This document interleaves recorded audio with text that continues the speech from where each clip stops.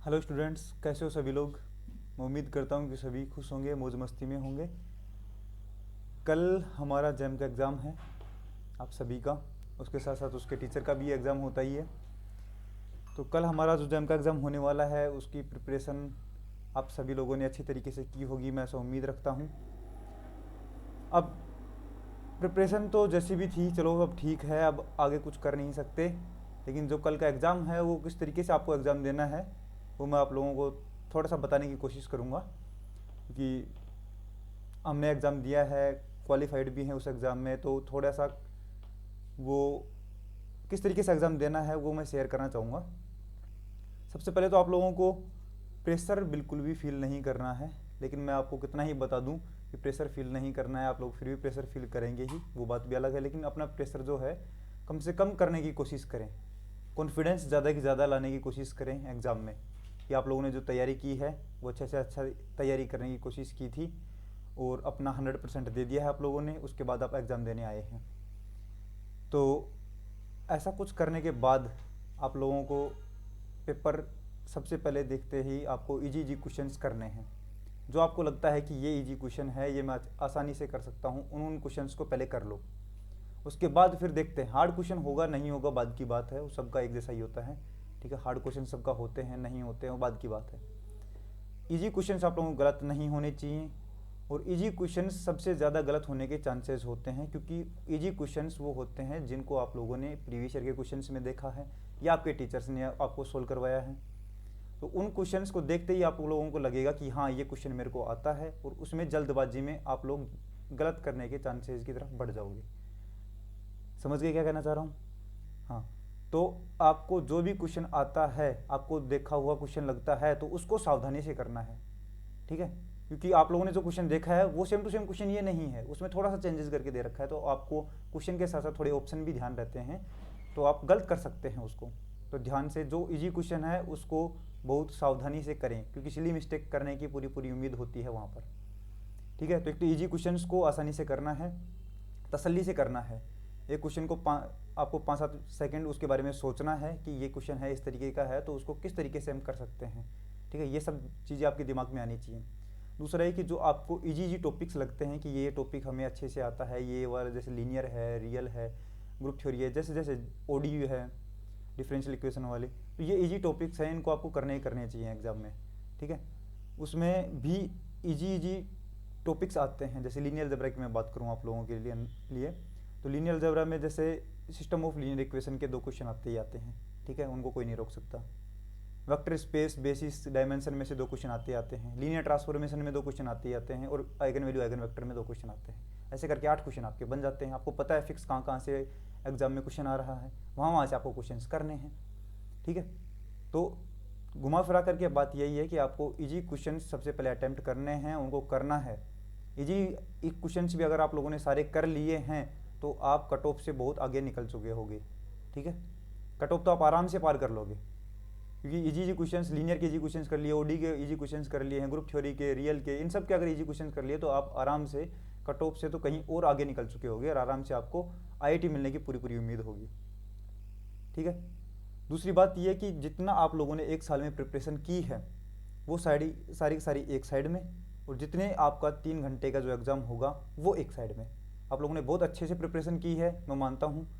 लेकिन आप अगर 3 घंटे में अच्छे तरीके से काम नहीं रहते हैं, या फिर शांत तरीके से अपने दिमाग को शांत रख करके एग्ज़ाम नहीं देते हैं, तो आपके पीछे पूरा एक साल खराब हो जाएगा। आप पीछे एक साल में अच्छे से प्रिपरेशन नहीं कर पाए हैं किसी कारणवश, लेकिन अगर 3 घंटे में अच्छे से माइंड को शांत करके अगर आप लोगों ने एग्ज़ाम दिया है, तो मैं गारंटी के साथ कह सकता हूँ कि आपका 2-3 क्वेश्चन आप एक्स्ट्रा कर पाओगे। आपके 2-3 क्वेश्चन ज़्यादा सही हो पाएंगे अगर आप शांति से क्वेश्चन करते हैं। ऐसा आप लोगों ने बहुत बार देखा होगा, जब हम कोई भी एग्ज़ाम बिना किसी प्रिपरेशन के देने जाते हैं तो हमारे कुछ मार्क्स तो आ जाते हैं ना, इजीली जो कट ऑफ होती है उससे आधे मार्क्स तो आ ही जाते हैं बिना प्रिपरेशन के भी। और हम क्या सोचते हैं कि जब बिना प्रिपरेशन के ही हमारे इतने मार्क्स आ गए हैं, तो जब मैं तैयारी करूँगा, जब मैं प्रिपरेशन करूँगा, तो मेरे तो बहुत अच्छे मार्क्स आ जाएंगे। लेकिन ऐसा उलट हो जाता है, उल्टा हो जाता है। कभी कभी ऐसा भी हो जाता है कि हम एग्ज़ाम की प्रिपरेशन करके जाते हैं, तब हमारे कम मार्क्स आते हैं, जब बिना प्रिपरेशन के गए थे तब अच्छे मार्क्स आए थे। वो इसी वजह से, क्योंकि जब हम बिना प्रिपरेशन के गए थे तब हमें टेंशन नहीं थी किसी बात की कि कितने एग्ज़ाम में क्वेश्चंस बनेंगे, कैसे कैसे बनेंगे। हम अपने तसल्ली से अपने को जो जो क्वेश्चंस आ रहा था वो हम करते जा रहे थे। लेकिन अब जब हम प्रिपरेशन करके जा रहे हैं तो हमें थोड़ा टेंशन रहती है कि पता नहीं एग्ज़ाम कैसा होगा, किस तरीके से जाएगा एग्ज़ाम हमारा। तो वो सब टेंशन के साथ हमारे पास प्रेशर भी बढ़ता रहता है, और फिर हाव भाव ऐसे हो जाते हैं कि आसान से आसान क्वेश्चन भी हमारा गलत होने की वो मतलब सिचुएशन बन जाती है कभी कभी। बहुत सारी बार बहुत सारे स्टूडेंट्स का देखा है, मेरे साथ भी हुआ है, और होता ही रहता है ना, इजी क्वेश्चन भी गलत हो जाते हैं कब जब भी कोई एग्ज़ाम देते हैं तो हम। तो आपको कोशिश करना है इजी क्वेश्चन को सही करना है, फिर जो मॉडरेट टाइप के होते हैं, बीच के टाइप के, उनको भी ठीक करने की कोशिश करनी है। हार्ड क्वेश्चन तो किसी को नहीं आ रहा, वो तो एग्जाम में किसी से होता ही नहीं है। वहाँ पे कोई दादागिरी नहीं दिखानी कि हमें हार्ड से हार्ड क्वेश्चन 12 करके किसको बताओगे कि मैं देखो ये हार्ड क्वेश्चन करके आया हूँ ना, मूर्ख बताएगा तेरे को। ठीक है, जो भी किसी भी दोस्त को बताएगा या किसी भी दोस्त को आप लोग बताओगे कि मैंने देखो ये हार्ड क्वेश्चन किया है, तो आपको मूर्ख ही बताएगा कि अपना टाइम खराब कर दिया हार्ड क्वेश्चन करने के चक्कर में। कठिन क्वेश्चन हार्ड क्वेश्चन करने की जगह अगर आप लोग आसान क्वेश्चन 2-3 और कर लेते तो आपका ही फायदा होता। ठीक है, तो हार्ड क्वेश्चन अपने घर पर आकर के तसल्ली से घर पे सोल्व करने के होते हैं ना, वहाँ पे अपना ज़्यादा से ज़्यादा टाइम अच्छे अच्छे क्वेश्चन करने में ही स्पेंड करना है हमें। ठीक है, दूसरी बात ये है कि कुछ लोग जैसे स्टूडेंट्स पूछते रहते हैं कि एनएटी टाइप के न्यूमेरिकल टाइप के क्वेश्चंस में क्या करें, और जो एमएसक्यू होते हैं मल्टीपल सेलेक्ट वाले क्वेश्चंस होते हैं उनमें क्या करें। तो सीधा तरीका है, अगर आपको जो जो ऑप्शंस आप डिस्कार्ड कर पा रहे हैं मल्टीपल सेलेक्ट में उनको तो डिस्कार्ड कर दो। बाकी अब आपको बचे हैं कि आपके पास एक या दो ऑप्शन बचे हैं, एक ऑप्शन बचा तो हो गई, दो या दो से ज़्यादा ऑप्शन बचे हैं, और अगर आप डिस्कार्ड नहीं कर पा रहे हैं तो जो ऑप्शन बचे हैं उन्हीं में आपको तुक्का लगाना है, अगर लगाना है तो। ऐसा नहीं कि आंख बंद करके कोई भी ऑप्शन टिक कर दिया, तो जो आपको लग रहा था कि ऑप्शन तो होगा ही होगा नहीं, ये तो बिल्कुल नहीं हो सकता ऑप्शन, वो भी आप सही करके आ जाओगे तो क्या मतलब निकलेगा ना, फिर क्वेश्चन तो गलत ही होगा। तो पहले जो भी क्वेश्चन में आप तुक्का लगाने की कोशिश कर रहे हैं मल्टीपल सेलेक्ट वाले में, सिंगल करेक्ट वाले में बिल्कुल आपको वही क्वेश्चन करने हैं जो आपको आते हैं अच्छे से, क्योंकि नेगेटिव अगर हो गया तो आप नेगेटिव में ही जाएंगे, ध्यान रखना। सिंगल करेक्ट वाले में तुक्का लगाने की बिल्कुल कोशिश ना करें। मल्टीपल करेक्ट में अगर आपको लगाना चाहते हैं, मैं उसमें भी नहीं कहूँगा कि आपको करने हैं कि नहीं करने हैं, लेकिन शायद करना चाहिए ना, जब आपकी नेगेटिव मार्किंग नहीं बन रहे हैं किसी भी क्वेश्चन में तो आपको वहाँ पर तुक्का लगाना चाहिए। अगर गलती से भी सही हो गया तो 2 मार्क्स आ जाएंगे, 1 मार्क आ जाएगा आपके, तो कोई बुरी बात तो है नहीं, है ना, कट ऑफ में आगे बढ़ जाओगे। तो यही है, अगर आप एमएसक्यू में तुक्का लगाना चाहते हैं तो पहले आप डिस्कार्ड कर लो ऑप्शंस को, ये ऑप्शन ये ऑप्शन ये ऑप्शन तो हो ही नहीं सकता, उसके अलावा जो ऑप्शन बचे हैं उनमें आप तुक्का लगा दीजिए।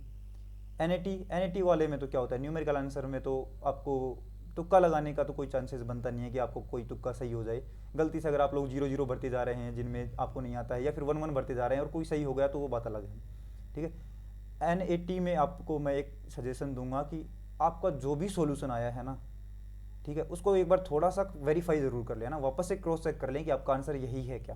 क्योंकि एनएटी में हम बहुत बार आंसर हमारा जो निकलता है, जैसे 1 निकला, हम वहाँ पर कुछ और भर के आ जाते हैं, या फिर हमारा गलती से आंसर 1 आ गया है, हमारा -1 आना चाहिए था, या फिर 0 आना चाहिए था। रेडियस ऑफ कन्वर्जेंस के में आपको ROC एक बार चेक कर लेना वापस से, 1/r = समथिंग फॉर्मूला होता है, और आप उसको 1/r की वैल्यू अगर आपके पास 0 आ गई है तो r की रेडियस ऑफ कन्वर्जेंस की वैल्यू इन्फिनिटी आनी चाहिए थी, है ना। तो ये सब चीज़ें एक बार ज़रूर देख लें वापस से, ROC का क्वेश्चन एक बार क्रॉस वेरीफाई ज़रूर कर लें एक बार।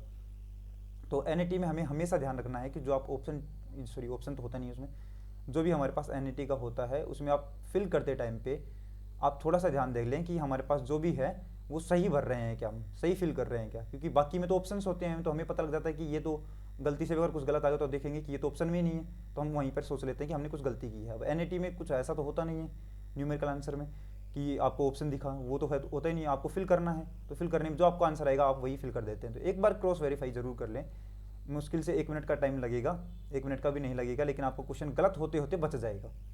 ठीक है, और 1-2 क्वेश्चन 1-2 मार्क्स 2-3 मार्क्स की अहमियत बहुत ज़्यादा होती है। जब आप किसी अच्छी आईआईटी से चूक जाओगे और एनआईटी में जाकर के गिरोगे तब आपको इंपॉर्टेंस पता लगेगी कि 1-2 मार्क्स की इंपॉर्टेंस क्या होती है। जब आप अच्छी एनआईटी की जगह कोई ठीक ठाक एनआईटी में पहुंच जाओगे तब आपको पता लगेगा कि 1-2 मार्क्स की इंपॉर्टेंस क्या होती है। जब आप अच्छी आईआईटी की जगह कोई ठीक ठाक आईआईटी में चले जाओगे तब आपको पता लगेगा कि इंपॉर्टेंस क्या होती है 1-2 मार्क्स की। ठीक है, जब आप कट ऑफ को पार करते करते रुक जाओगे तब आपको इंपॉर्टेंस पता लगेगी, है ना। तो ये मैं ज़्यादा इस बात पे नहीं बोलूँगा, और लेकिन आप लोगों को ध्यान रखना है इन सब चीज़ों का। ठीक है, मल्टीपल सेलेक्ट का ध्यान रखना है, एनईटी का ध्यान रखना है, सिंगल करेक्ट में तुक्का ना लगाएं, ये कोशिश करनी है आपको। और जो टॉपिक आपको अच्छा लग रहा है उनके क्वेश्चंस पहले कर लें, क्योंकि अगर आप लोगों का स्टार्टिंग के 2-3 क्वेश्चन भी अगर आप लोगों से नहीं हुए तो आपका कॉन्फिडेंस डाउन हो जाएगा। तो सबसे पहले आप वही पार्ट उठाएं जो आपका स्ट्रॉन्ग है, उसमें भी जो आपको इजी क्वेश्चंस लग रहे हैं वो अटेम्प्ट करें, ठीक है। हाँ, मेरा यही तरीका तो होता है लगभग हर एक एग्ज़ाम में कि इसी तरीके से क्वेश्चंस किए जाएं कि पहले मैं इजी क्वेश्चंस कर लूँ, वरना बहुत सारे स्टूडेंट होते हैं बाद में बोलते हैं कि लास्ट में क्वेश्चन देख नहीं पाया, लास्ट में इजी क्वेश्चन रखे हुए थे वो वहाँ तो मैं पहुँच नहीं पाया, या फिर इजी क्वेश्चन गलत करके आ जाते हैं और फिर आकर के बोलते हैं ये वाला क्वेश्चन हमने ऐसे करके आए हैं। बाद में टीचर बताता है कि ऐसा नहीं, ऐसा करना था, फिर वो ध्यान देते हैं अरे यार ये तो गलत हो गया, ठीक है। तो सिली मिस्टेक्स नहीं करनी है, इजी क्वेश्चंस में सिली मिस्टेक होने के पूरे चांसेस होते हैं, आपको नहीं करनी है वो। सिली मिस्टेक से बच गए तो आपका सिलेक्शन हो गया, ये मान लो। सिली मिस्टेक्स अगर इजी क्वेश्चंस भी आप लोगों ने तसल्ली से कर लिए हैं तो आपका सिलेक्शन हो गया। जैम बहुत ज़्यादा हार्ड चीज़ नहीं है। मैं हमेशा अपने स्टूडेंट्स को बोलता हूँ कि आईआईटी जैम का जो एग्ज़ाम है वो आईआईटी जाने का सबसे ईजीएस्ट वे है, सबसे आसान वे है आईआईटी जाने का। बाकी तो आपको पता ही है ना आईआईटी कैसे जाया जाता है। तो जैम का एग्ज़ाम सबसे ईजीएस्ट वे है, तसल्ली से इसका एग्ज़ाम दे। मेरी बेस्ट विशेज़ आप लोगों के साथ हैं, और आप लोगों ने जितनी भी प्रिपरेशन की है अभी तक वो सारी एक साइड में, और 3 घंटे का जो एग्ज़ाम होगा, 3 आवर्स का जो एग्ज़ाम होगा वो एक साइड में होगा, ठीक है। आपने कैसी प्रिपरेशन की, कैसी प्रिपरेशन नहीं की, अब तसल्ली से आराम से सो जाएं, कल सुबह जा करके उठ करके एग्ज़ाम दे लें तसल्ली से। जो कि जितना हमने पढ़ा है उतना ही हम यहाँ पर लिखने वाले हैं एग्ज़ाम में, या फिर सोल्व करने वाले हैं, ठीक है।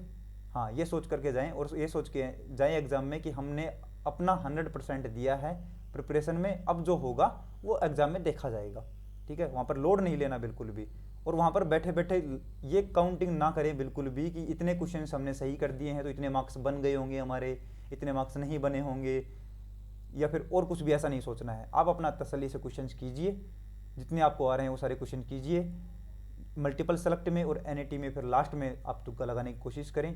पहले ऑप्शंस को डिस्कार्ड कर लें, ये ऑप्शन तो नहीं हो सकता, उसके बाद जो ऑप्शन बचे उनमें तुक्का लगाने की कोशिश करें, सिंगल करेक्ट में तुक्का ना लगाएं। ये सब चीज़ें, ये थोड़े तरीके होते हैं जो आपको एग्ज़ाम, कोई भी एग्ज़ाम क्वालिफाई करने में थोड़ी मदद करेंगे, ठीक है। बिल्कुल प्रेशर फील नहीं करना है, और आज आपको इजी क्वेश्चंस करने हैं, कॉन्फिडेंस खुद के ऊपर रखना है कि हम तैयारी करके आए हैं, बिना कोई टेंशन के एग्ज़ाम देंगे। और साथ में ये ध्यान रखना है कि 1 साल की मेहनत एक साइड में और 3 घंटे की मेहनत एक साइड में, ठीक है। आपको 3 घंटे अच्छे से प्रिपरेशन तो क्या करनी है, अब 3 घंटे अब आपको आसानी से तसल्ली से आपको एग्ज़ाम देना है, ठीक है।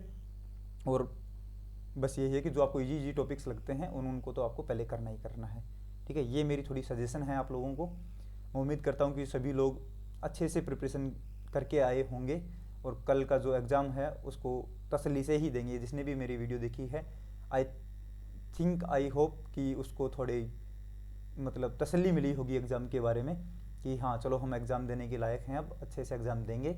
और ऑल द बेस्ट, मेरी तरफ से यही है कि सभी को कल के एग्ज़ाम के लिए all the best wishes from my side, and thank you so much.